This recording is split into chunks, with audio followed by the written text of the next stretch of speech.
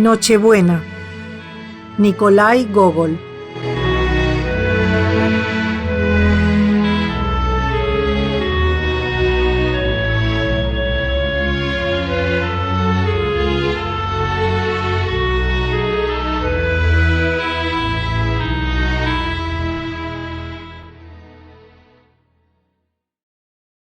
Era la víspera de Navidad. Atardecía, y al fin llegó la noche. Una noche de esas de invierno clara, espléndida. Comenzaron a salir las estrellas, y la luna se mostró majestuosa, como si quisiese iluminar aún más que de ordinario a la tierra, dando así más brillantez a las Kolyadki, las canciones que cantan los campesinos jóvenes rusos la víspera de Navidad bajo las ventanas de las casas, que glorificaban a Jesucristo. Helaba más intensamente que durante el día y reinaba tal silencio que el crujido de la nieve bajo las pisadas podía oírse a distancia. Todavía no se había presentado ningún grupo de muchachos delante de las cabañas, bajo las ventanillas. Solo la luna miraba a través de éstas como para invitar a las jóvenes, que aún estaban engalanándose, a lanzarse sobre la nieve crujiente. De pronto, de la chimenea de una de las cabañas salió una humareda que se extendió a modo de nubarrón en el firmamento, y por ella se vio subir a una bruja cabalgando en su escoba. Si en aquel momento hubiese acertado a pasar montando en su troika un trineo tirado por 3 caballos con cascabeles, el juez de Sorochín, con su gorro ribeteado de piel de astracán como el de los ulanos, vistiendo el capote azul forrado de piel negra y blandiendo diabólicamente el látigo trenzado con que acostumbraba a arrear a su cochero, con seguridad que la hubiese visto, porque ninguna bruja escapaba a la mirada de dicho juez, quien estaba enterado de todo. Sabía el número de lechones que paría la cerda de cada campesina, cuánta tela guardaba ésta en sus cofres, y también lo que el marido dejara empeñado de sus vestidos y hacienda en la taberna los domingos. Pero el juez de Sorochín no pasó. Y por otro lado, ¿qué le podrían interesar a él los asuntos ajenos? Tenía bastante con ocuparse de lo que pasaba en su distrito. La bruja, mientras tanto, subió a tal altura que al poco rato solo parecía allá arriba un punto negro. Y lo que es más particular, por donde pasaba aquel puntito o manchita, se veía desaparecer una estrella. Y así fueron desapareciendo una tras otra. Ella se las iba metiendo en una manga, y cuando la tuvo llena, solo quedaron 3 o 4 que relucían más. En esto, de improviso, apareció otro punto o manchita por el lado opuesto. Fue desplegándose, creciendo, hasta que tomó forma.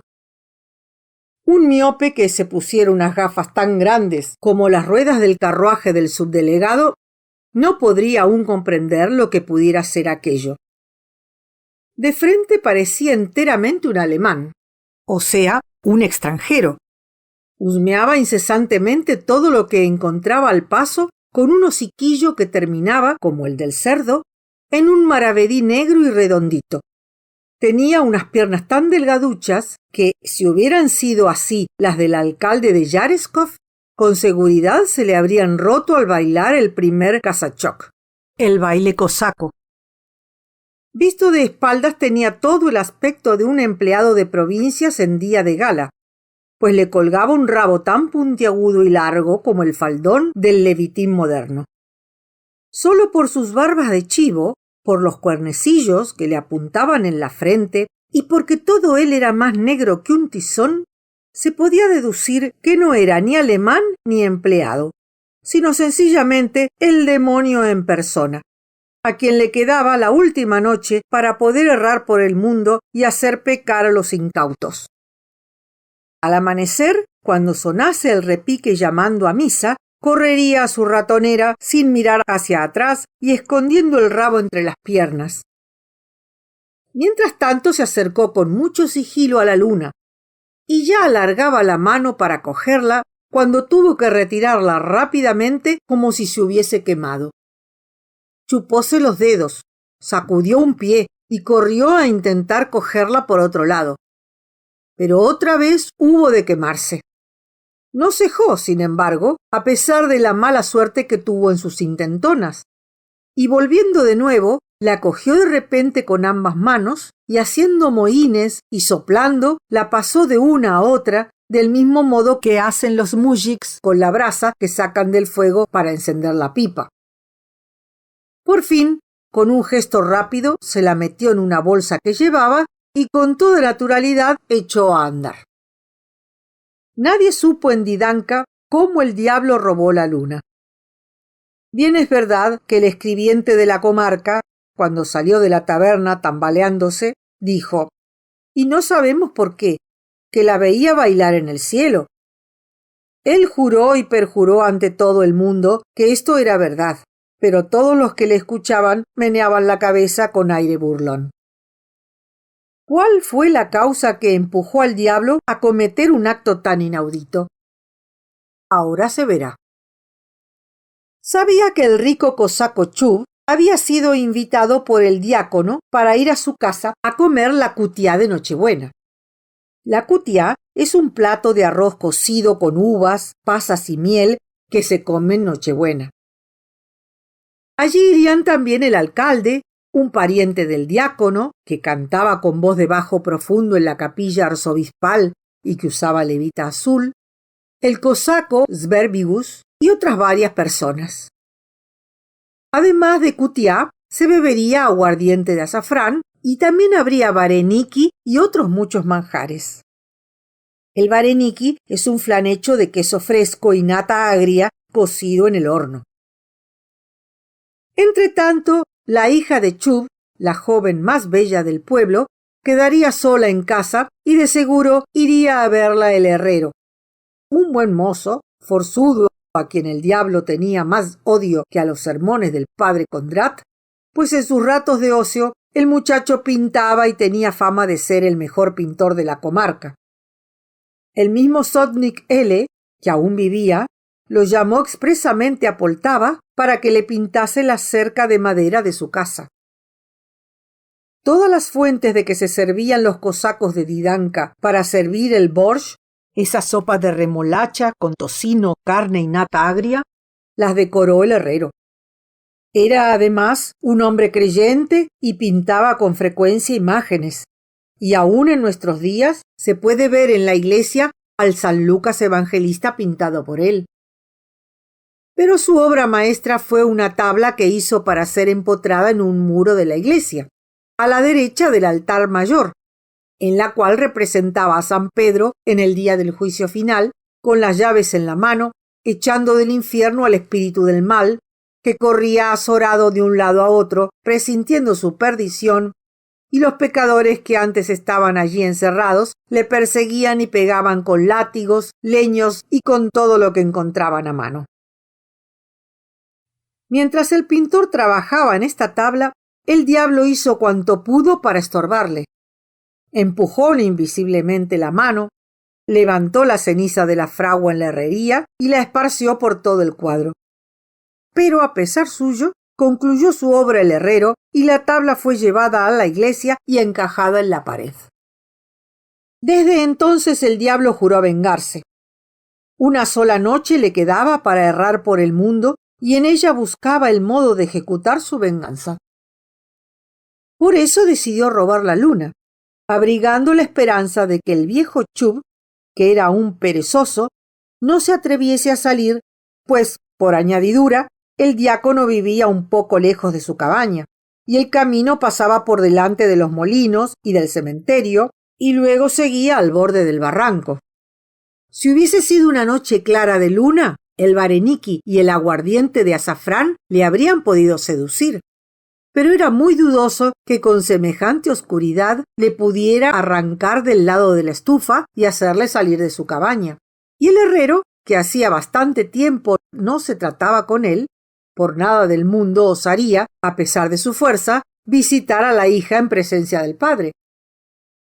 Así pues, apenas el diablo se metió la luna en la bolsa, se oscureció todo de tal modo que no solo parecía imposible encontrar el camino que llevaba a la casa del diácono, sino que tal vez fuese difícil encontrar el que conducía a la taberna. La bruja, viéndose de repente a oscuras, dio un grito, y enseguida el demonio corrió a su lado. Como un diablejo galante, la cogió del brazo y empezó a susurrarle al oído lo que acostumbraban decir los hombres galantes a las damas. Qué bien arreglado está todo en nuestro mundo. Sus habitantes se esfuerzan en imitarse unos a otros.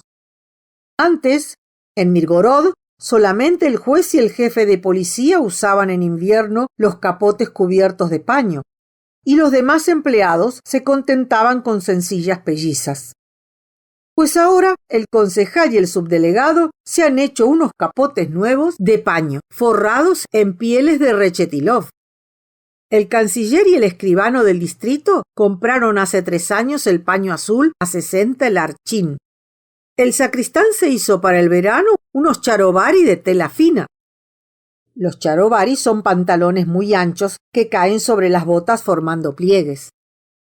Y un chaleco de rayadillo de lana. En conclusión, todos quieren ser personajes. ¿Cuándo dejarán de ser vanidosos los hombres? Cualquiera diría que fuese verosímil ver al diablo abandonado a las galanterías.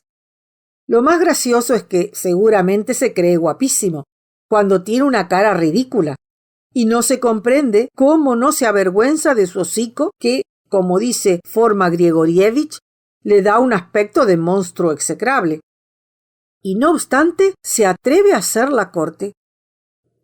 En el cielo y en la tierra se hizo todo tan oscuro que no pudo verse lo que sucedió entre ellos. «Así es, compadre, que no has estado nunca en la cabaña nueva del diácono», decía el cosaco Chub, saliendo a la puerta de la suya, a un campesino alto y flaco que vestía una pelliza corta y que llevaba tales barbas que al menos haría 2 semanas no las tocó el pedazo de guadaña con que generalmente se afeitan los mujiks que carecen de navaja de afeitar. «Allí habrá ahora buena bebida. Es menester que no lleguemos tarde». Diciendo esto, Chub se arregló la faja que le ajustaba a la pelliza, se encasquetó el gorro y empuñó el látigo, miedo y terror de los perros importunos. Pero levantando la cabeza, paróse. «¿Qué diablo? Mira, mira, Panás». «¿Qué?», dijo el compadre levantando a su vez la cabeza. «¿Cómo qué? ¿Que no hay luna?» «¿Qué diablo? Pues es verdad que no hay luna». «Sí, es cierto, no hay luna», dijo de nuevo Chub con cierto enfado motivado por la inquebrantable indiferencia de su compadre. «¿No te inquieta esto según veo?» «¿Y qué le voy a hacer?» «¿Qué diablo se habrá interpuesto? Ojalá el perro que sea no pueda tomar un vaso de aguardiente por la mañana», continuó Chub secándose con la manga el bigote. «Esto parece enteramente cosa de duendes. Precisamente hace un rato, estando sentado ahí dentro, miraba por la ventana y me dije, ¡qué maravilla de noche! Estaba todo tan claro y la luna hacía brillar de un modo tan extraordinario la nieve que se podían distinguir todos los detalles como si fuese de día. Solo tuve tiempo de salir de casa y, ya ves, como si me hubiesen sacado los ojos. Así se rompa quien sea los dientes comiendo un grechánik seco». Chub siguió gruñendo y profiriendo injurias durante largo rato y mientras tanto echaba sus cuentas sobre lo que decidiría. Tenía mucho deseo de echar un parrafillo en casa del diácono, donde, sin duda, ya estarían el alcalde, el bajo, que venía de la ciudad, y el barnizador Miquita, que cada 15 días iba al mercado de Poltava y que contaba tales chistes que le hacían a uno morir de risa. En su imaginación, Chub veía ya el vareniki servido. Todo esto, es cierto, era sumamente atractivo, pero la oscuridad de la noche le hacía emperezarse. Con los dados que son a la pereza los cosacos. Qué bueno sería estar ahora acostado sobre la chimenea, con las piernas encogidas, fumando tranquilamente su pipa y escuchando, medio adormilado, las canciones y las coliadki de las jóvenes bulliciosas y de los muchachos que a bandadas se agolpaban bajo las ventanas. Sin duda, de haber estado solo, hubiese optado por esto último. Pero siendo dos, no se hacía tan pesado ni daba tanto miedo salir, a pesar de la oscuridad de la noche. Además, no gustaba de aparecer perezoso ni cobarde ante los demás. Cuando hubo agotado los improperios contra el espíritu desconocido, se dirigió de nuevo a su compadre y le dijo: «Así es que no hay luna, compadre». «No, no la hay». «Es realmente extraordinario. Dame un poco de tabaco para sorber». «Es un buen tabaco este. ¿Dónde lo compras?» «¿Qué ha de ser bueno?», respondió el compadre cerrando su tabaquera de abedul llena de dibujos. «Este tabaco no haría estornudar ni siquiera una gallina vieja». «Recuerdo», continuó Chub, «que el difunto tabernero Suzulia me trajo una vez tabaco de Nejin. Un tabaco buenísimo. Entonces, compadre, ¿qué te parece que hagamos? Está esto como boca de lobo». «Pues quizás sea mejor que nos quedemos en casa», dijo lentamente el compadre, agarrando el tirador de la puerta. Chub seguramente hubiese decidido lo mismo si el compadre no lo hubiera dicho, pero al oírle sintió como si le empujasen a llevar la contraria. «No, compadre, echemos a andar, pues es imposible faltar a la invitación». Y no acababa de decirlo cuando ya estaba arrepentido y molesto consigo mismo. Le fastidiaba muchísimo salir en semejante noche, pero al mismo tiempo no gustaba seguir los consejos de nadie y quería salirse siempre con la suya. El compadre, sin dejar traslucir la más mínima contrariedad, como hombre a quien le es completamente indiferente salir o quedarse en casa, miró a su alrededor, rascóse la espalda con el látigo y los dos se pusieron en camino. Veamos ahora lo que hizo la bella hija de Chuba al quedarse sola. Oksana no tenía aún 17 años, y ya en Didanka y sus alrededores no se hablaba más que de su hermosura. Los muchachos decían a coro que jamás hubo ni volvería a haber en el pueblo otra que le igualase en belleza. Oksana estaba persuadida de esto, y como lo oía constantemente, era caprichosa como toda mujer ensalzada y bonita. Si en vez de las galas de campesina hubiera usado la capa de las señoritas, con seguridad que ninguna criada la hubiese podido aguantar. Los jóvenes la cortejaban, pero no resistían largo tiempo sus desdenes, y uno a uno iban desfilando, dirigiéndose luego a otras muchachas menos mimadas. Solo el herrero seguía obstinado en su amor, aunque ella le tratase igual que a los demás. Después de marcharse su padre, aún siguió largo rato adornándose y haciendo mohínes delante de un espejito con marco de estaño que tenía en la mano y sin cansarse de la contemplación. «¿Por qué dirán por ahí que soy hermosa?», decía fingiendo distracción, y continuaba luego su monólogo. «Los hombres mienten. No soy bella». Pero una carita fresca y animada por unos ojos negros y brillantes, con sonrisa llena de encanto y que iluminaba el alma, apareció en el espejo contradiciéndola. «¿Es que no existen en todo el mundo unos ojitos como los míos? ¿Qué belleza tiene esta nariz respingona? ¿Y las mejillas? ¿Y los labios? ¿Son acaso bonitas mis trenzas? Oh, al anochecer asustan de tan negras como son. Parecen largas serpientes que se enroscan alrededor de mi cabeza. Ahora me doy cuenta de que no soy del todo guapa». Y apartando un poco el espejo, exclamó: «No, ya lo creo que soy hermosa. ¿Y cuánto? Soy una maravilla. Cuán feliz haré al hombre que se case conmigo. Cómo me admirará mi marido. Su felicidad le hará olvidarse de todo. Me besará hasta matarme». «¡Qué preciosidad de muchacha!», murmuró el herrero, que había entrado sigilosamente. «Pero no es poco orgullosa. Lo menos lleva una hora delante del espejo, mirándose y alabándose. por añadidura en voz alta. Verdaderamente, muchachos, que hago pendant con vosotros. Mirad con cuánta elegancia ando, seguía la linda coqueta. Mi camisa está adornada con bordados de seda roja. Y qué cinta la que llevo en la cabeza.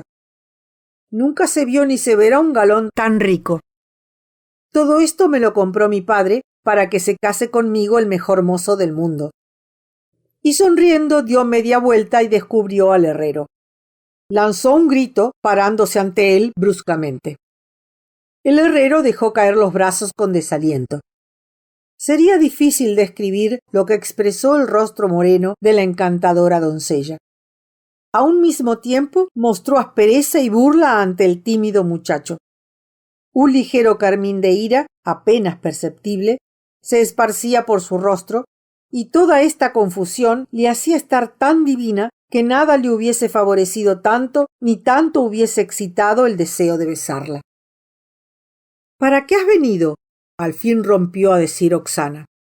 ¿Quieres que te eche de casa a escobazos?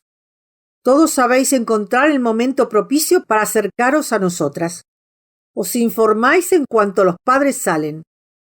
Os conozco perfectamente. ¿Qué? ¿Me acabaste ya el cofre? Lo acabaré, corazoncito mío, lo acabaré cuando pasen estos días de fiesta. Si tú supieras con qué afán he trabajado en él, en 2 noches no he salido de la herrería, y por eso ni siquiera la hija del pope tendrá otro que le iguale. Le he puesto mejor hierro que el que empleé para arreglar la tartana del Sonnich cuando fui a trabajar a Poltava. ¿Y qué pintura le estoy poniendo? Que las niñas de la comarca vengan todas a verlo, que nunca habrán visto nada semejante. Todo él estará cuajado de flores encarnadas y azules. Resplandecerá como la fragua. No estés enfadada conmigo. Permíteme que te hable, o al menos deja que te mire. ¿Quién te lo prohíbe? Habla y mira. Y diciendo esto, se sentó de nuevo en la banqueta y volvió a mirarse en el espejo para arreglar su tocado. Admiró su cuello, que adornaba la nueva camisa bordada con sedas, y una fina expresión de orgullo se reflejó en sus ojos. ¿Me dejas sentarme al lado tuyo? Dijo el herrero. Siéntate, contestó Oksana sin cambiar de expresión ni en la mirada ni en los labios. Encantadora y querida Oksana, déjame que te bese, dijo él, animándose y atrayéndola hacia sí con la intención de robarle un beso. Pero Oksana volvió el rostro, que ya casi rozaba los labios del herrero, y le dio un empellón. ¿Qué más quieres? Vete. Tus manos son más duras que el hierro y apestas a humo. Me parece que me has manchado de hollín. Y cogió de nuevo el espejo para contemplarse. No me quiere, pensó para sí el muchacho bajando la cabeza. Todos le servimos de juguete. Y yo, que estoy como un tonto admirándola, sin poder apartar mis ojos de toda ella. Y así me estaría la vida entera. Encantadora muchacha, ¿qué no daría yo por saber lo que tiene escondido en su corazón? ¿A quién amará? ¿No le interesa nada ni nadie? Solo se alaba a sí misma. Se complace en martirizarme, pobre de mí, y tengo tanta pena que me ahogo. Pero la amo como nadie amó ni amará en el mundo. ¿Es verdad que tu madre es una bruja? Dijo Oksana echándose a reír. Y el herrero sintió que su alma sonreía también. Su risa le resonaba en el corazón y se le esparcía por las venas que temblaban dulcemente, pero al mismo tiempo sintió mucha contrariedad al no poder besar su rostro risueño. ¿Qué me importa a mí mi madre? Tú eres para mí madre, padre y todo lo más querido que hay en el mundo. Si me llamase el zar para decirme, herrero Bakula, pídeme lo mejor de mi reino y te lo daré. Te haré una herrería de oro y tendrás martillos de plata. No quiero, le respondería, piedras preciosas, ni herrería de oro, ni nada. Solo quiero que me des a mi Oksana. ¿Ves cómo sois? Tampoco mi padre deja perder la ocasión, y verás si se nos casa con tu madre. contestó ella con una fina sonrisa. Pero, ¿por qué no vendrán las muchachas? ¿Qué significa esto? Ya es hora de ir a cantar las Kolyatki y estoy aburrida. Déjalas, querida mía. De ningún modo. Con seguridad las acompañarán los jóvenes y me figuro la de historias llenas de gracia que nos contarán. ¿Te diviertes tanto con ellos? Claro, mucho más que contigo. Pero me parece que han llamado. Ya deben estar ahí. ¿Puedo esperar algo todavía?, pensó el herrero. Si juega conmigo y me quiere tanto como una herradura mohosa. Pero si es así, no dejaré por lo menos que se burle de mí, y apenas advierta quién es el que le gusta, le perderé. Un aldabonazo, acompañado de una voz que resonó bruscamente en el aire frío y que decía «¡Abre!», le interrumpió en sus cavilaciones. «Espera, que abriré yo mismo», dijo el herrero malhumorado, saliendo al pasillo con la intención de tumbar al primero que se presentase. El frío aumentó de un modo tan extraordinario en las alturas que el diablo saltaba, levantando alternativamente sus pezuñas y se soplaba los puños para calentar de algún modo sus heladas manos.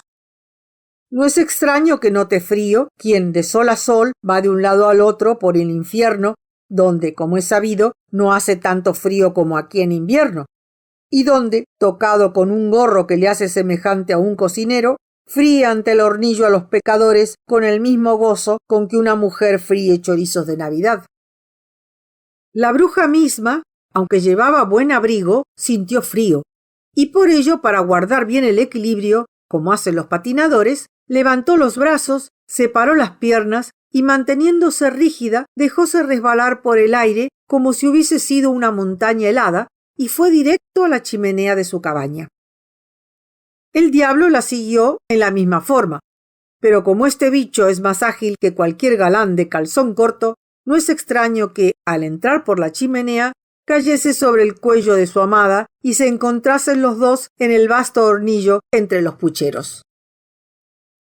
La viajera abrió con cuidado la puertecilla para ver si Bakula, su hijo, había reunido a sus amigos en la cabaña, mas al ver que solo había unos cuantos sacos echados en el centro de ésta, salió del horno, descolgó su pelliza caliente, se arregló y nadie hubiese podido adivinar en ella a la que momentos antes volaba montada en una escoba.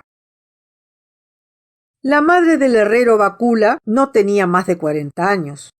No era ni guapa ni fea, pues es difícil conservarse guapa a tal edad, y a pesar de todo sabía encantar a los cosacos más juiciosos, no es preciso hacer notar que ellos no dan gran importancia a la belleza, que la visitaban, entre los que se contaban el alcalde, el sacristán Osip Nikiforovich, como es natural cuando su mujer estaba ausente, y los cosacos Kornichub y Kasian Sberbigus.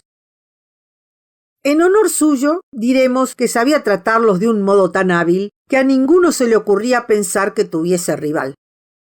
Cuando los campesinos piadosos, o los nobles, como suele llamarse a los cosacos que visten pelliza, iban a la iglesia el domingo o a la taberna si el tiempo estaba malo, no dejaban de visitar a Soloja para que les sirviera de comer las grasientas vareniki con nata agria y charlar un ratillo con la amable y habladora dueña de la confortable cabaña. Y a lo mejor el noble tenía que darse una gran caminata y un buen rodeo para visitarla, aunque él decía que le cogía de paso. En los días festivos, cuando iba a la iglesia llevando su saya de colores vivos y una sobrefalda azul adornada al dorso con bordados dorados, se dirigía enseguida a la derecha del altar. El sacristán, invariablemente, fingiendo distracción, le hacía guiños al mirarla. El alcalde acariciábase el bigote, se echaba a un lado el mechón y decía a su vecino: «¡Ay, qué mujer! ¡Qué diablo de mujer!». Soloja saludaba a todos, y cada uno pensaba que era a él solo a quien había saludado.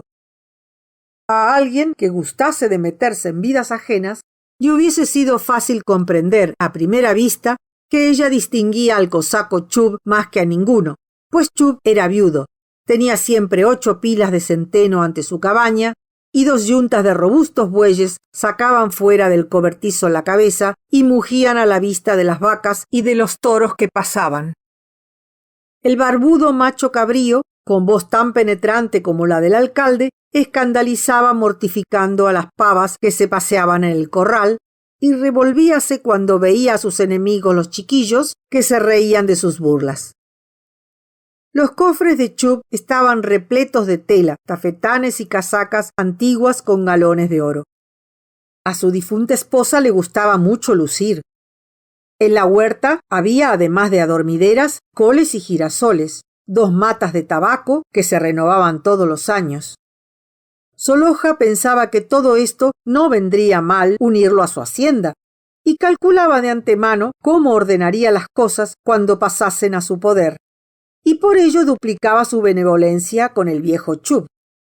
Y para impedir que su hijo Bakula consiguiese por algún medio conquistar a la hija, logrando de este modo apoderarse de casi toda la hacienda y no dejándole a Soloja meter baza, ésta recurrió al vulgar medio de que se valen casi todas las comadres ya jamonas: hacer que riñesen Chub y el herrero. Puede ser que estas astucias y su misma inteligencia fuesen las que hicieran hablar aquí y allá a las viejas comadres, en particular cuando habían bebido un poco más de la cuenta en alguna reunión alegre.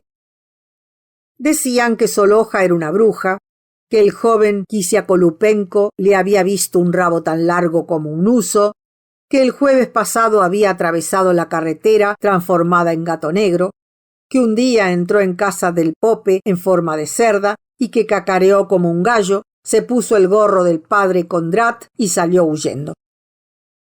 Sucedió que, mientras las viejas estaban tratando este asunto, llegó el pastor Timich Korostiavi, quien les contó a renglón seguido que durante el verano, antes del día de San Pedro, una noche, al acostarse en la posilga, después de haber puesto un montón de paja para que le sirviera de almohada, vio con sus propios ojos cómo la bruja, con el pelo suelto y vistiendo solo una camisa larga, comenzó a ordeñar las vacas, quedando él inmóvil.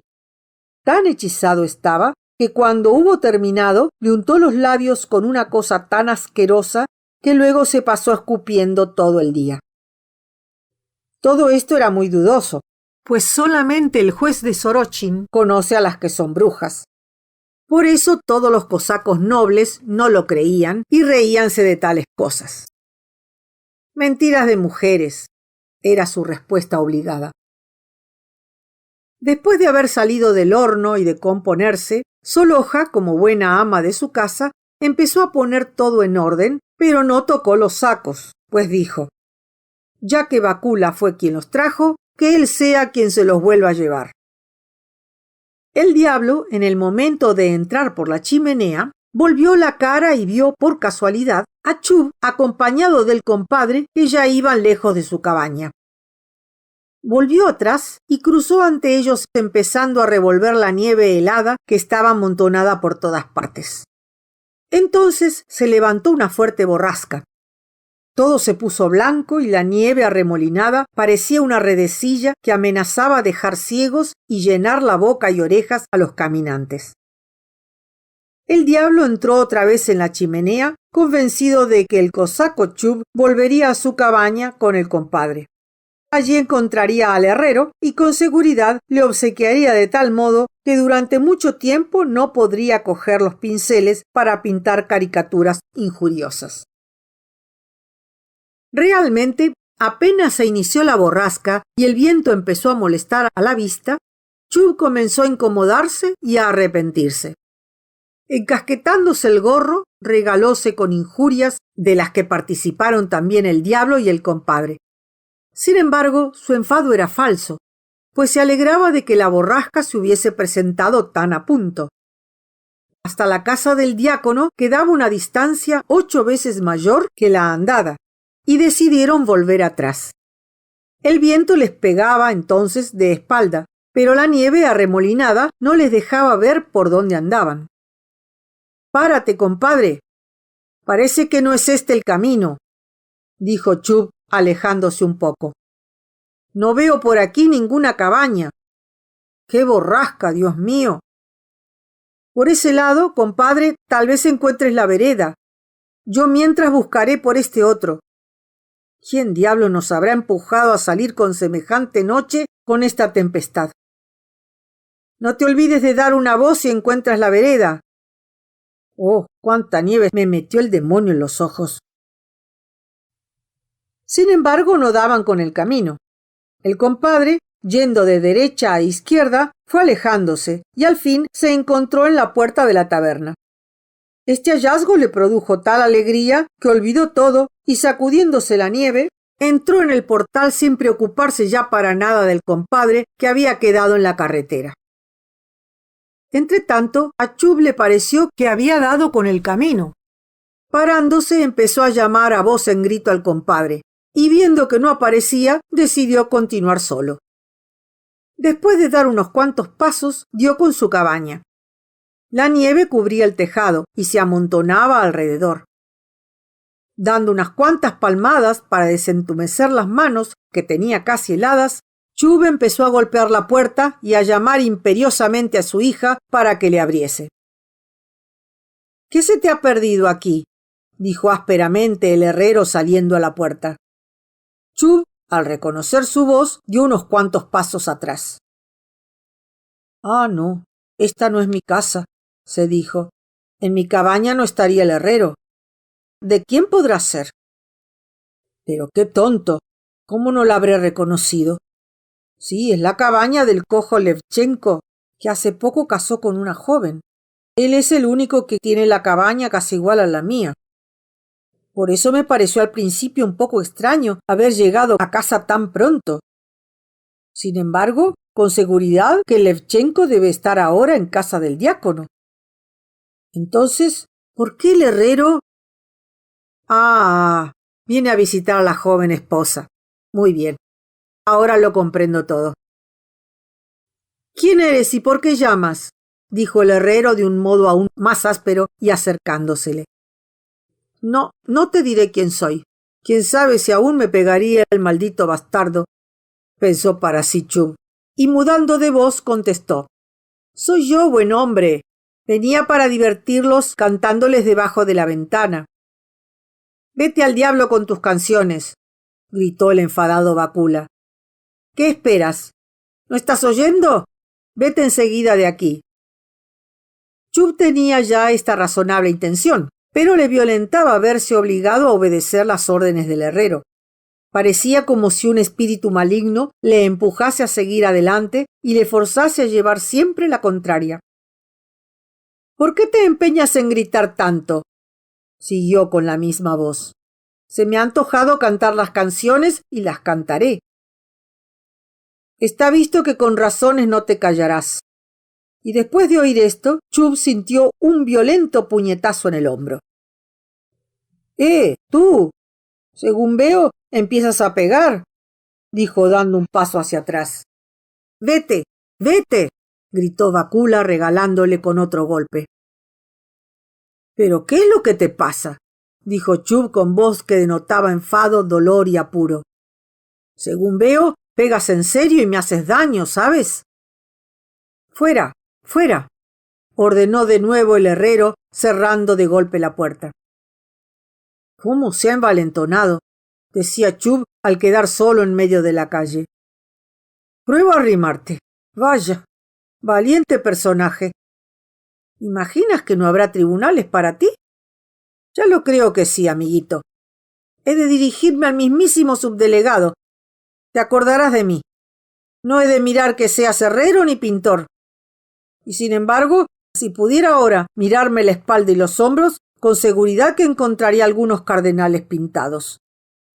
Es lástima que haga ahora tanto frío y que no tenga ganas de quitarme la pelliza, pues si no, habría de vérmelos. Vaya, si pegó fuerte este maldito hijo del demonio. Pero aguarda, herrero endemoniado, así te destruye el diablo a ti y a tu herrería. He de hacerte bailar, maldito bastardo. Calla, pues no está mal pensado, ya que ahora no está él en su casa, se encontrará sola Soloja. Y no está muy lejos de aquí. ¿Voy o no voy? ¿Es esto una hora en que nadie nos ha de molestar? Y es posible que pueda... Caramba, con lo fuerte que me pegó el maldito herrero. Y Chub, frotándose el hombro, tomó el camino opuesto. El placer que le esperaba en casa de Soloja disminuía en parte el dolor y le hizo casi insensible al frío penetrante que se dejaba sentir. Las calles crujían heladas y el silbido del viento no se acallaba. De vez en cuando, en el rostro del cosaco, cuyo bigote y barba había enjabonado la nieve más deprisa que lo hace cualquier barbero cuando tiránicamente coge a su víctima por la nariz, se dibujaba un mohín semidulce. Pero de todos modos, si la nieve no se hubiera interpuesto, se le habría podido ver detenerse de vez en cuando, durante algún rato, para frotarse la espalda mientras decía: «Vaya si me pegó fuerte el maldito herrero», y continuaba su camino. Al volver a entrar en la chimenea, el ágil galán, con barbas de chivo y rabo, después de haber salido la primera vez, se le enganchó en un saliente la bolsa que llevaba terciada y sujeta con una correa y que fue donde metió a la luna. Esta, al ver que se abría la bolsa, aprovechó la ocasión y escapóse, chimenea arriba, de la cabaña de Soloja, ocupando su lugar nuevamente en el cielo. Todo se iluminó como si no hubiese habido tal borrasca. La nieve empezó a brillar como un vasto campo de plata y se cubrió de estrellitas cristalinas. El frío pareció que disminuía y los grupos de muchachos aparecieron con sus sacos al hombro. Resonaron las canciones y rara fue la cabaña ante la cual no se veía un grupo de cantores. Cuán espléndidamente resplandece la luna. Es muy difícil dar cuenta exacta de lo agradable que resulta vagar por los campos en noches así, entre grupos de muchachos que cantan y ríen, siempre prontos a los chistes y bromas que inspira la alegre y risueña noche. Bajo la tupida pelliza se siente calor, y con el frío arden aún más las mejillas, y hasta el mismo diablo empuja a hacer picardías. Las muchachas, en tropel, entraron en la cabaña de Chub y cercaron a Oksana.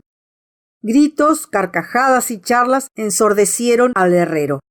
Todos a un tiempo se apresuraban a contar alguna novedad a la bella joven. Vaciaban los sacos, elogiando los chorizos, salchichones y pasteles, de los que ya habían recibido gran número con sus koliadki. Oksana parecía estar muy alegre y habladora. Charlaba con unos y otros y reía sin parar.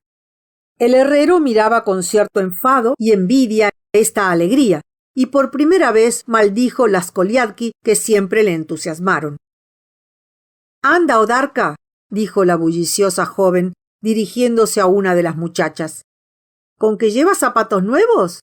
¡Y qué bonitos, bordados en oro! ¡Qué suerte tienes, Odarka, teniendo un novio que te compra de todo! A mí nadie me puede procurar unos zapatitos tan lindos». «No te apures, Oksana, querida mía», interrumpió el herrero, «que yo te proporcionaré unos que no los podrá tener iguales ni una señorita». «Tú», le dijo Oksana, lanzándole una mirada rápida y orgullosa, «me gustaría saber dónde irás a buscarlos para que sean dignos de mí. ¿Vas quizá a traerme los que usa la zarina?» «¿Ya ves cuáles son los que desea?», exclamó el grupo de muchachas riendo. «Sí», continuó fieramente la bella joven, «sean todos ustedes testigos. Si el herrero Bacula me trae los zapatitos que lleva la zarina, le doy palabra de que en el mismo instante me caso con él». Las muchachas se llevaron a la caprichosa niña. «Ríete, ríe», dijo el herrero saliendo en pos de ella, «que yo mismo me río también de mí y me paro a pensar sin poder coordinar ideas a dónde voló mi espíritu. Ella no me quiere, pues que Dios la perdone. Como si el mundo terminase en Oksana. No faltaba más. ¿Y quién es, después de todo, Oksana? No será nunca una buena mujer de su casa. No sabe más que acicalarse. No, basta ya. Ya es hora de dejar de hacer tonterías». Pero al mismo tiempo que se decidió a ser fuerte, el espíritu del mal le recordó la graciosa imagen de Oksana cuando le decía despreciativamente: consígueme, herrero, los zapatos de la zarina y me casaré contigo. Y estaba perturbado y no podía apartar su pensamiento de Oksana. Grupos de cantores, las muchachas de un lado y los jóvenes de otro, iban de calle en calle, pero el herrero andaba como un autómata, sin ver ni oír nada, y sin participar de las diversiones a que tan aficionado era antes. Mientras tanto, el diablo empezó seriamente a hacer el amor a Soloja. Hacía tales mohínes al besarle la mano, que enteramente parecía un concejal besando la de la hija del Pope. Llevándose la mano al corazón, suspiraba, y concluyó por decirle claramente que si ella no consentía en satisfacer su pasión y en corresponderle como era debido, no respondía de sus acciones y estaba dispuesto a ahogarse y mandar inmediatamente su alma al infierno. Soloja no era tan cruel como para rechazarlo. Además, todos sabemos que ellos se comprendían. Por otro lado, gustaba de verse rodeada de admiradores. Raramente estaba sola. Y aquella noche, como en la aldea la gente de Viso estaba reunida en casa del diácono para comer la cutiá, iba a pasarla muy aburrida. Pero todo sucedió de modo distinto al pensado, pues apenas concluyó de declarársele el diablo y se disponía a contestarle, se oyó un aldabonazo en la puerta y la robusta voz del alcalde que llamaba.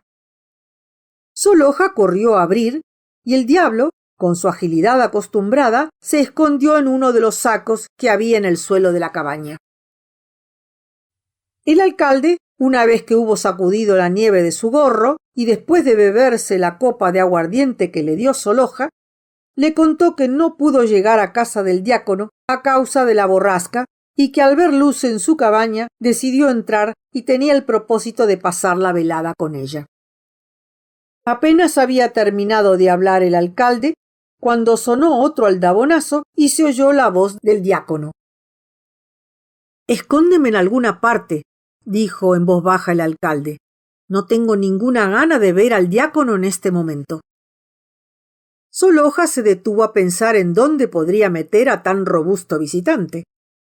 Por fin escogió un gran saco que estaba lleno de carbón, lo vació en un tonel y el macizo alcalde entró en el saco con bigote, gorra y todo. El diácono entró refunfuñando, frotándose las manos, y le contó que, como a causa de la borrasca no había acudido nadie a su invitación, se alegraba de poder venir a pasar el rato con ella, ya que a él no le asustaba el temporal. Luego, acercándose a Soloja, tosió y sonriendo le tocó con sus afilados dedos su brazo gordinflón, diciéndole socarronamente: «¿Qué es esto, espléndida Soloja?», y dio un paso atrás. «¿Qué es? Pues mi brazo, Osip Nikiforovich», contestó ella. Su brazo. Je, dijo el diácono, satisfecho de que empezase así la cosa, y después de dar otro paseíto por la cabaña, paróse de pronto. «¿Y esto, queridísima Soloja?», exclamó con el mismo tono, abordándola otra vez y tocándole ligeramente el cuello y dando otro salto hacia atrás. «¿Dónde tenéis los ojos, Osip Nikiforovich?», respondió Soloja. «Si es mi cuello con su collar y todo». Un collar sobre su cuello. Je. Y de nuevo dio unos pasos por la habitación frotándose las manos. «¿Y qué es esto incomparable, Soloja?». No sabemos lo que tocó entonces con sus voluptuosos dedos, porque sonó un nuevo golpe en la puerta al mismo tiempo que la voz del cosaco Chub. «Oh, Dios mío, ¿qué haré? Si me encuentran aquí, faltará tiempo para que lo sepa el padre Kondrat». Pero no era este el principal motivo de su temor. Lo que más la atemorizaba era que llegase a oídos de su mujer, pues ésta fue la que con su temible mano había reducido su hermosa trenza de antaño, convirtiéndola en la insignificante que le quedaba.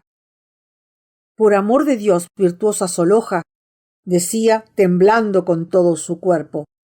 «Por su bondad, como dice la epístola de San Lucas, capítulo 3, que están llamando. A fe mía que llaman. Oh, escóndeme en cualquier sitio. Soloja vació un nuevo saco, también de carbón, en el tonel, y el delgaducho diácono se arrebujó allá en el fondo, dejando libre más de la mitad. «Buenas noches, Soloja», dijo Chub entrando en la cabaña. «Tal vez no me esperabas, ¿verdad que no?» «Quizás soy inoportuno», seguía Chub con expresión alegre y significativa que dejaba entrever que en su torpe caletre se fraguaba algún chiste mordaz y divertido. «Tal vez has estado divirtiéndote con alguien. Quizá le tienes escondido». Y encantado de su gracia, Chub se puso a reír con aire de triunfo, pues creía con toda su alma que Soloja solo se mostraba benévola con él. «Bueno, Soloja, dame un vaso de aguardiente, pues parece que la garganta se me heló con el maldito frío. ¡Qué nochebuena nos ha mandado el señor!». Cuando se levantó, «Oye, Soloja», cuando se levantó, «qué tiesas se me han quedado las manos, no puedo desabrocharme la pelliza».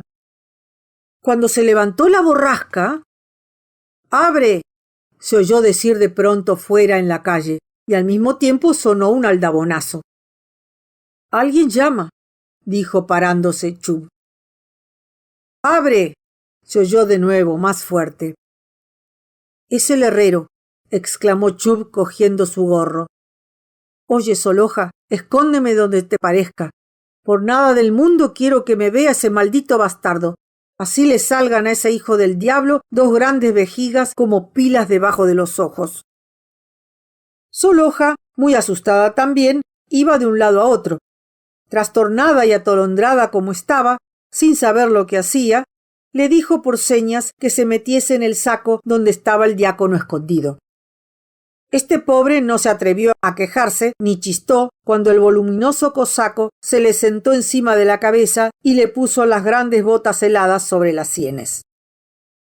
El herrero entró sin decir palabra, sin quitarse el sombrero, y casi se tiró sobre un banco. Venía evidentemente de mal humor. Mientras Soloja cerraba la puerta tras el herrero, alguien llamó. Era el cosaco Sberbigus. A este sí que no se le podía esconder en ningún saco, pues no lo sabía para su tamaño. Era aún más macizo que el alcalde y más alto que el compadre de Chub.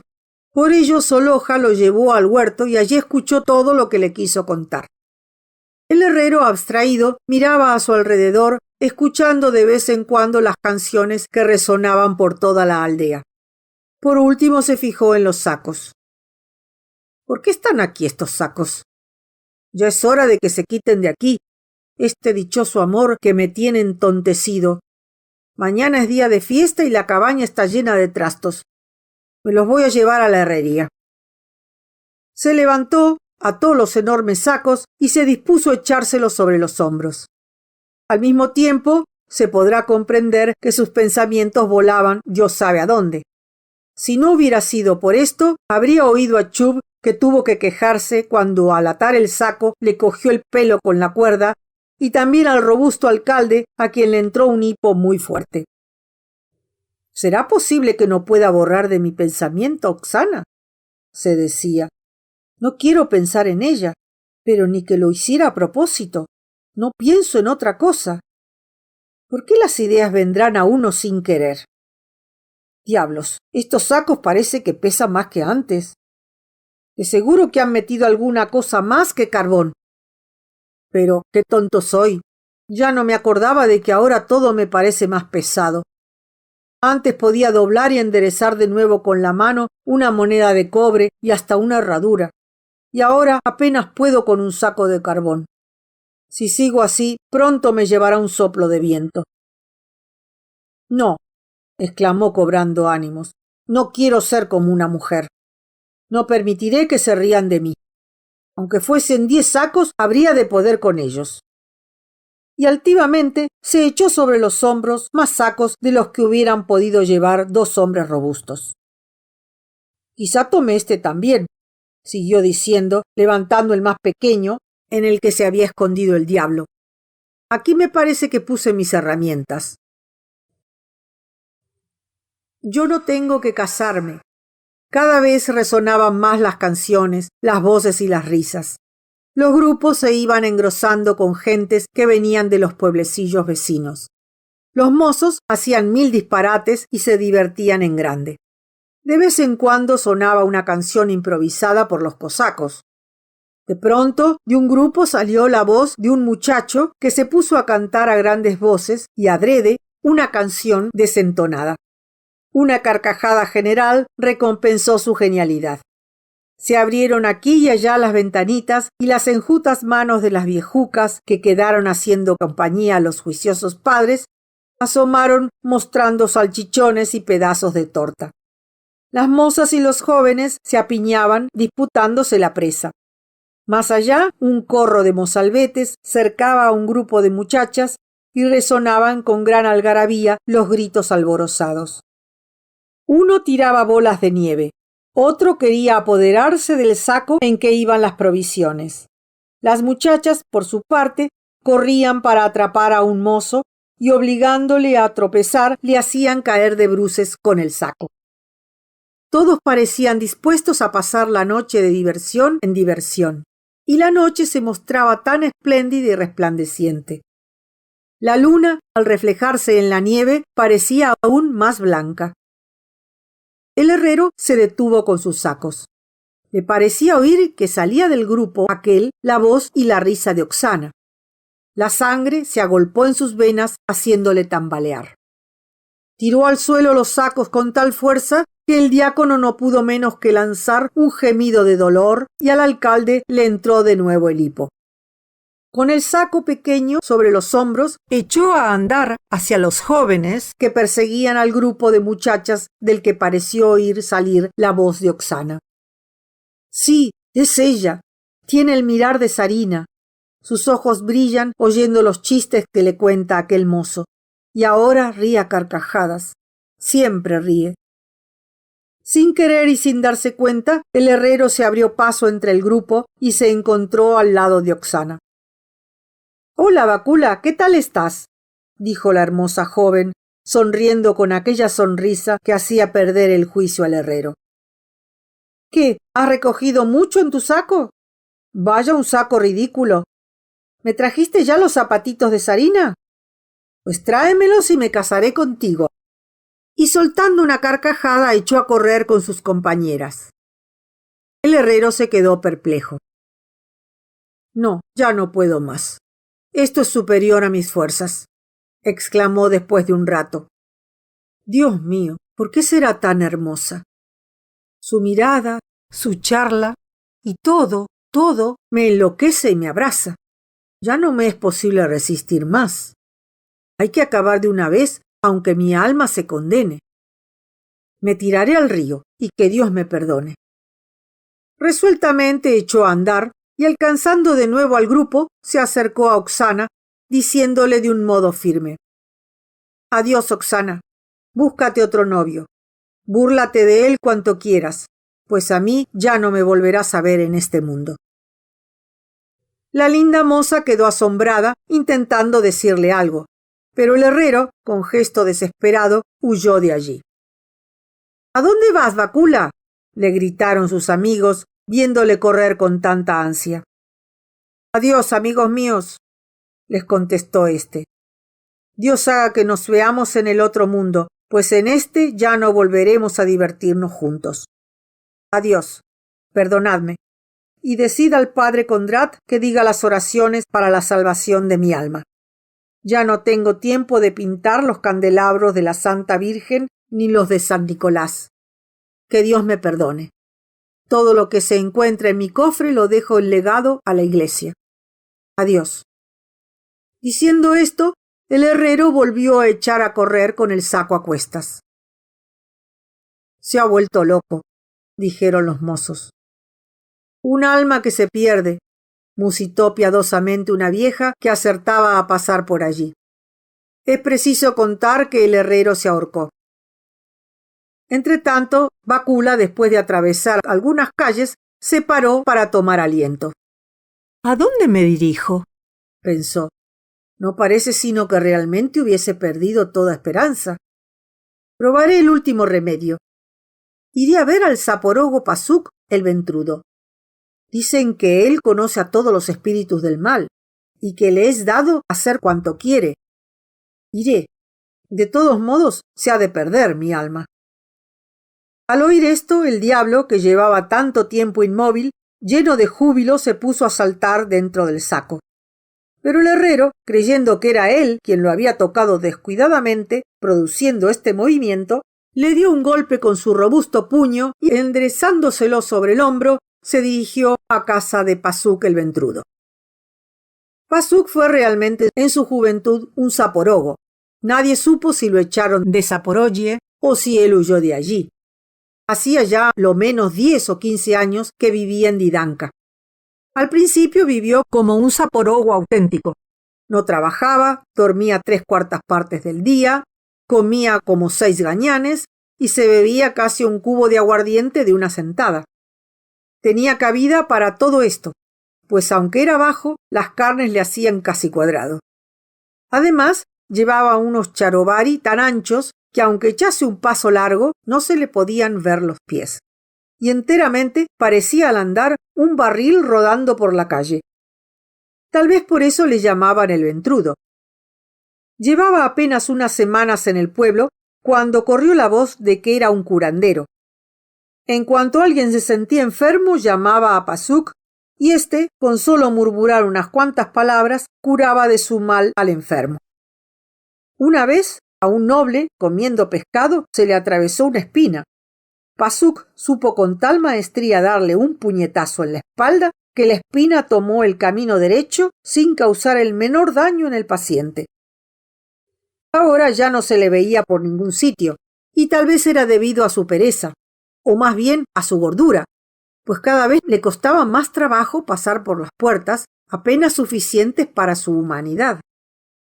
Desde entonces, los vecinos tuvieron que acudir a su casa cuando le necesitaban para algo. El herrero empujó la puerta con cierta timidez y se encontró a Pasuk sentado en el suelo al modo turco.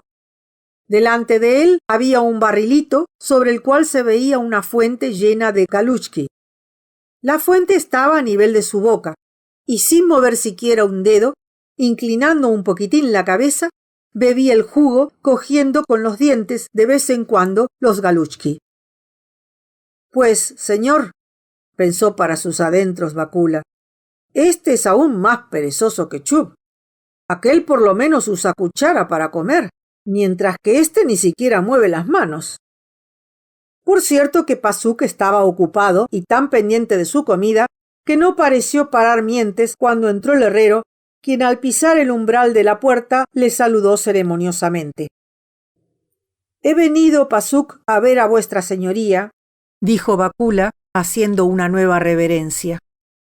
Entonces el gordo Pasuk levantó la cabeza para mirarle y enseguida volvió a sus galuchki. «Pues dicen, no te enfades, que no está en mi ánimo ofenderte, pues dicen», continuó el herrero sacando fuerzas de flaqueza, «que tienes algún parentesco con el demonio». Al concluir de decir esto, Bakula estaba asustado, pensando si habría ido demasiado lejos en sus expresiones, y esperaba que Pasuk le tirase a la cabeza a renglón seguido el barril con fuente y todo. Hizo ademán de parar el golpe, tapándose al mismo tiempo la cabeza con el brazo, para evitar que el caldo caliente de las galuchki le salpicase. Pero Pasuk, mirándole de nuevo, siguió comiendo. Entonces nuestro herrero envalentonado decidióse a seguir hablando. «Vine a ti, Pasuk, y que Dios te mande en abundancia todo lo que tú desees, una buena porción de pan, por ejemplo». El herrero sabía de vez en cuando usar un lenguaje moderno que aprendió en Poltava cuando fue a pintar la valla del Sotnik. «Vine a ti, digo, porque mi alma ya está en pecado mortal. Nadie en el mundo podrá salvarme, pero sea lo que Dios quiera. Es el caso que tengo que pedir consejo al mismísimo demonio. ¿Qué me aconsejas tú, Pasuk?», le dijo Bakula impaciente ante su constante silencio. «¿Qué debo hacer?». «Si necesitas al diablo, vete en busca suya», contestó al fin Pasuk sin levantar esta vez la vista y continuó devorando las galuchki. Precisamente por eso vine a consultarte, dijo el herrero haciéndole otra reverencia, pues creo que nadie mejor que tú puede indicarme dónde puedo encontrarle. Pero Pasuk guardó silencio y siguió atareado en su afán de comer todo lo que le quedaba. Ten la bondad, hombre. Creo que no te negarás a complacerme y no seré avaro contigo. Si quieres, te daré salchichón, lomo, harina de trechel, tela, mijo o cualquiera otra cosa que necesites. Pues esto es corriente entre personas de toda clase. Pero dime al menos dónde podré ir a buscar al diablo. No tiene necesidad de afanarse en ir muy lejos quien le lleva encima sobre sus hombros, dijo con indiferencia Pasuk, sin cambiar de postura. Bakula se le quedó mirando como para descifrar en su frente el significado de aquellas palabras.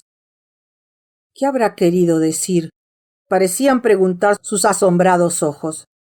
Y con la boca semiabierta parecía querer tragar, como si fuese una galuchki, las primeras palabras que profiriese Pasuk. Pero éste seguía en su obstinado silencio. Entonces vio Bakula que ya no tenía delante ni el barril ni la fuente de galuchki, y que en su lugar había puesto dos grandes fuentes de madera, una con vareniki y la otra con nata agria. Involuntariamente siguió mirando a los dos platos mientras se decía: «Vamos a ver cómo come Pasuk los vareniki. De seguro que no intentará hacerlo directamente del plato como hacía con las galuchki, pues además, al tener que remojarlos antes en la nata agria, es imposible». No acababa de hacerse estas reflexiones cuando vio cómo Pasuk abría la boca más y más hasta que un vareniki, saltando por arte mágico a la fuente de nata agria y emborrizándose previamente con ella, se coló luego en la boca del ventrudo, quien se lo comió, volviendo a abrir la boca del mismo modo para que se repitiera la suerte. Así es que no tenía más molestia que masticar y tragar. «¡Qué milagro, señor!», pensó el herrero, a quien el asombro hizo abrir la boca, y en el mismo instante notó que tenía dentro de ella un vareniki que le había manchado los labios con nata. Mientras escupía y se limpiaba la boca, se puso a considerar los milagros que se operaban en el mundo y a qué arte se empujaban los espíritus malignos, y se afianzaba más y más en la idea de que solo Pasuk podría serle útil. Le volveré a saludar para que me dé más explicaciones. Pero, ¿qué diablo? Hoy es día de ayuno, y éste está comiendo vareniki como si fuese un día corriente. En realidad, estoy hecho un tonto, y no pienso que al estar aquí aumento mis pecados. Atrás, pues. Y el herrero salió escapado a la borrasca como alma en pena, completamente trastornado. Pero el diablo, que ya se había sentado en el saco y que se felicitaba de antemano al poder conseguir tal presa, no se resignaba a perderla. Cuando Bakula abandonó el saco en el suelo, saltando de él, se le montó a caballo sobre los hombros. El herrero, sobrecogido, palideció y un escalofrío le corrió todo el cuerpo. Pensó en persignarse, pero en aquel momento el diablo se inclinó y poniéndole su hocico de perro en el oído derecho, le dijo: «Soy yo, tu amigo, y haré todo lo que pueda en favor tuyo, querido compañero. Te daré todo el dinero que necesites», le susurró en el oído izquierdo. «Hoy mismo Oksana será nuestra», le cuchicheó otra vez en el otro lado. El herrero se quedó pensativo. «Bueno», dijo al fin, «a ese precio soy tuyo». El diablo batió palmas de gozo y se puso a bailar sobre los hombros de Bakula. «Ya te tengo atrapado», pensó para sus adentros. «Ahora, amigo mío, he de vengarme de todas tus pinturas y de todas las injurias que hiciste a los demonios. Habrá que ver el asombro de mis compañeros cuando vean que el hombre más piadoso de la aldea cayó en mis garras». Y así pensando, el diablo se puso a reír, calculando el asombro de toda la caterva infernal y en lo rabioso que se pondría el diablo cojuelo, que pasaba por ser el más astuto y el que mejor inventaba diabluras. «Pero ya sabes, Bakula», le dijo de nuevo al oído y sin bajarse de su cuello como si temiese que se le escapase. Que yo no hago nada sin contrato. Estoy dispuesto, dijo Bácula. He oído que vosotros los firmáis con sangre. Espera, que aquí llevo en el bolsillo un clavo y te la sacaré. Y al decir esto, cogió con la mano el rabo del diablo. ¡Qué gracioso eres!, exclamó éste riendo. No hagamos ya más tonterías. Aguarda un momento, amigo, gritó el herrero. ¿Y esto qué es? Y así diciendo, hizo la señal de la cruz, que obligó al otro a ponerse dócil como un cordero. Vamos, pues, dijo Bácula cogiéndole por el rabo y lanzándolo al suelo. Ahora te haré ver cómo se puede hacer pecar a los cristianos honrados. El herrero se le montó a caballo y levantó la mano para persignarse. Perdóname, Bácula, gimió tristemente el diablo. Yo haré todo lo que tú quieras. Deja solo en paz mi alma. No me hagas la espantosa señal de la cruz. Ah, ahora sí que cantas bien, maldito alemán. Ahora sé lo que tengo que hacer. Llévame inmediatamente así sobre tus espaldas. ¿Sabes? Vuela como si fueras un pájaro. ¿Y a dónde quieres que te lleve?, contestó contristado el diablo. A San Petersburgo y directamente al Palacio Imperial. Y Bácula se quedó pasmado al sentirse elevado en el aire.